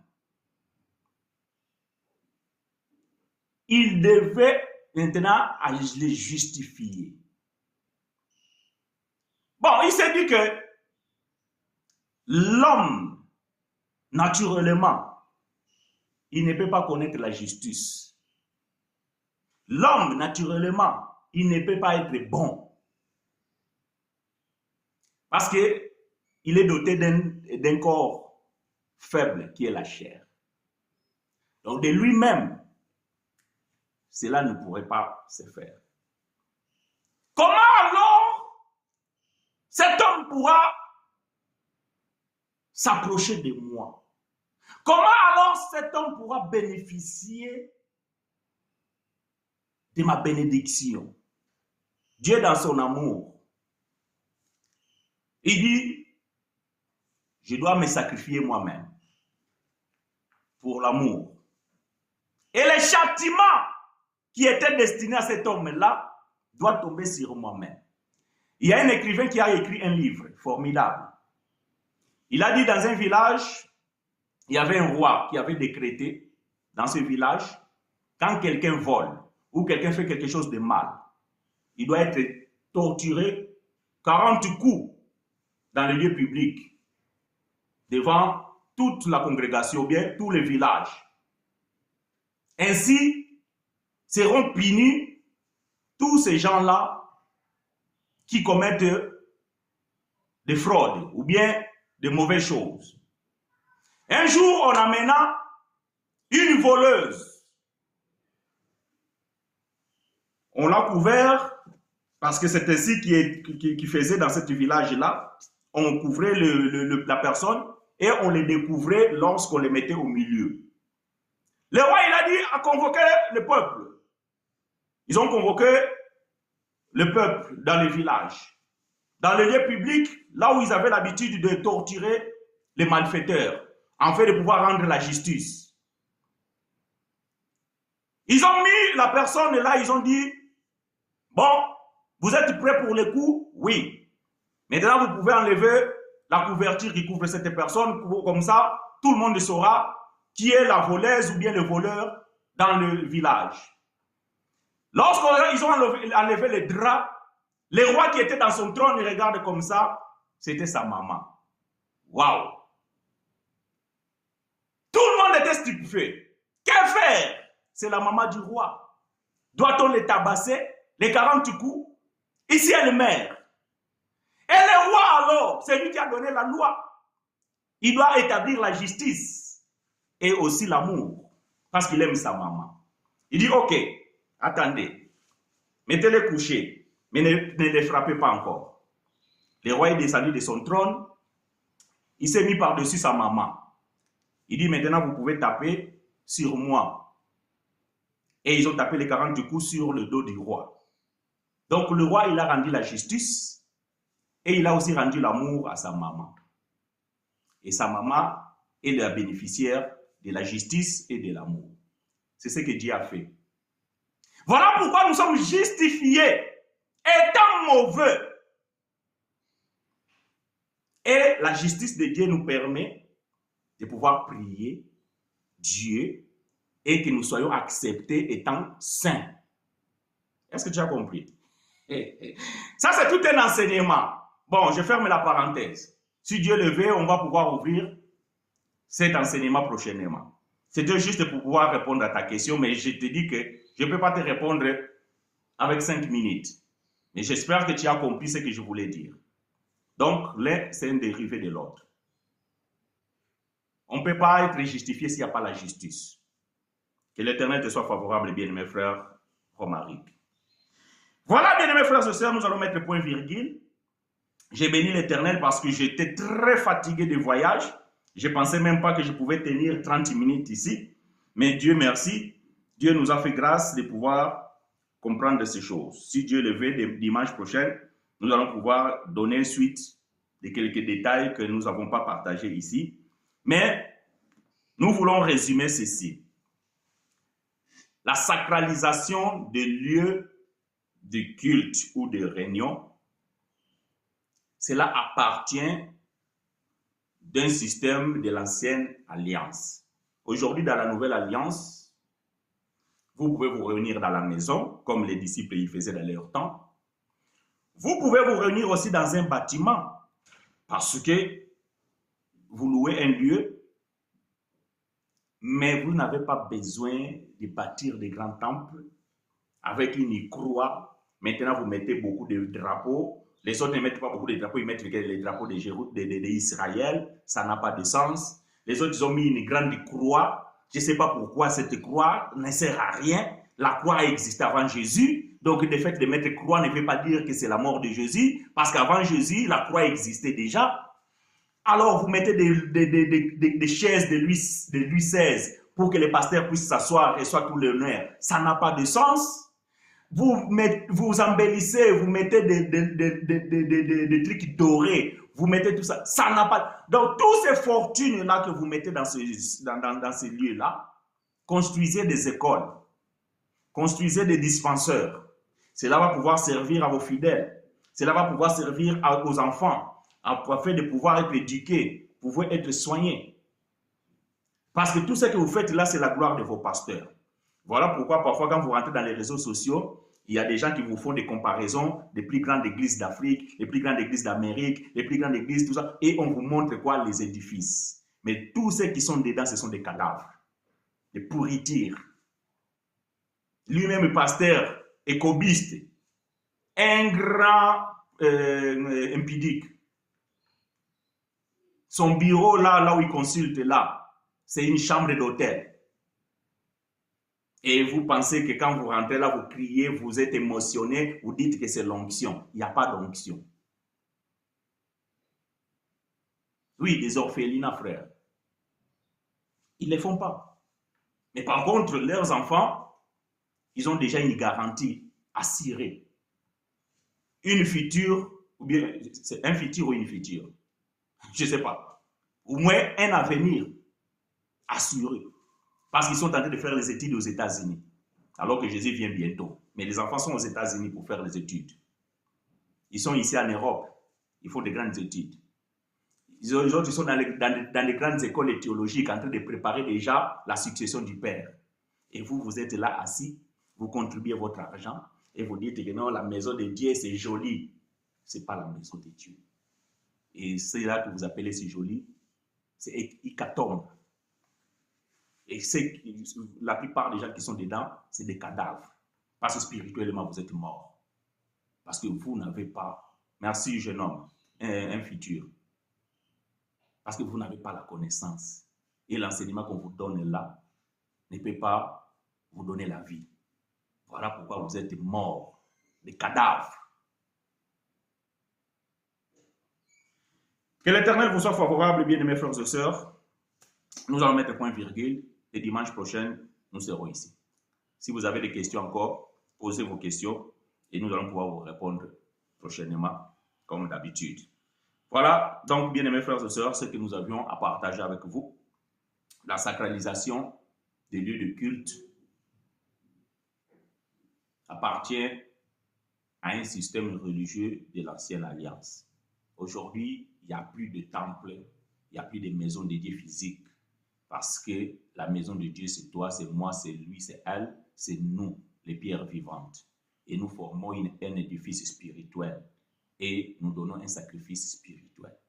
Donc, vos sacrifices-là, les autels que vous bâtissez avec de l'argent. À chaque fois que vous bâtissez les autels, c'est l'argent. C'est l'argent, c'est l'argent. Amenez aussi des animaux, comme c'était dans l'Ancienne Alliance. Amenez des animaux. Vous les gorgez vraiment dans l'église. Vous coupez la tête des moutons. Et vous prenez le sang et vous buvez chacun une goutte. C'est ça là. Maintenant, on vous dit de bâtir l'autel. Quand vous allez demander au pasteur comment bâtir l'autel, donc il te donne une enveloppe. Ah, pasteur, mais je vais bâtir l'autel, l'enveloppe, ça sert à quoi? Eh bien frère, il faut mettre les sacrifices. Il s'avère que le seul sacrifice, c'est l'argent. Et ça ne vous réveille pas. C'est dommage. Dieu de gloire, nous bénissons ton Saint-Nom et nous te glorifions pour ton amour et pour ta bonté, pour ta fidélité. Merci de pouvoir nous éveiller, de pouvoir nous parler, de nous donner toujours, Père, cette connaissance. C'est que l'Éternel Dieu, nous sommes arrivés à un temps où les choses se vont de pire en pire et que le peuple souffre. Alors si nous ne disons pas ces choses et si nous ne parlons pas, cela va être, Seigneur de gloire, quelque chose de difficile. Comme tu nous as donné, Seigneur, la capacité, la compréhension, la connaissance, nous voulons partager ces choses avec nos bien-aimés. Laisse que, Seigneur, cette parole que nous donnons ici, cela puisse aider chacun de nous. Mais nous savons que personnes enseignantes sont constituées dans la nouvelle alliance. Voilà pourquoi nous faisons l'appel au Saint-Esprit, afin de pouvoir continuer à nous appeler. Lui qui est l'enseignant par l'excellence, l'Esprit de Dieu, et c'est lui qui nous amène la compréhension, c'est lui qui nous aide, afin de pouvoir discerner ce qui est bon, agréable, et ce qui est bien pour cette nouvelle génération et la nouvelle alliance. L'Éternel Dieu de gloire, je glorifie ton Saint-Nom pour celui qui était malade et qui t'a guéri. Je bénis ton Saint-Nom pour celui qui avait des problèmes qui t'a donné la solution. Merci Seigneur de pouvoir nous aider cette semaine. Tu seras toujours avec nous parce que tu nous accompagnes. Tu seras devant comme éclaireur, derrière comme un protecteur. Toute la semaine, Seigneur Père de gloire, nous confions à toi parce que c'est toi qui nous guides. Les portes sont ouvertes pour nous et nous sommes bénis car l'Éternel Dieu, tu as déversé tes bénédictions sur nous. Et tout ce que nous allons entreprendre, Seigneur de gloire, nous croyons que l'Éternel Dieu, tu seras toujours avec nous, puisque c'était ta promesse. Voilà pourquoi nous te confions toutes choses et nous te disons un grand merci. Que la gloire te revienne, toi qui es au-dessus de toutes choses. C'est ainsi que nous avons prié. Amen. Voilà, bien-aimés frères et sœurs, nous prenons congé de vous. Rendez-vous dimanche prochain, même chaîne et même heure. Et à tous ceux-là qui partagent nos vidéos, que l'Éternel vous visite et qui vous accorde toutes sortes de bénédictions. Que la grâce et la paix nous accompagnent. Et d'ici là, faites de bonnes œuvres, priez sans cesse, rendez grâce à Dieu en toutes choses et en toutes circonstances. Et d'ici là, portez-vous bien. À dimanche. Ciao.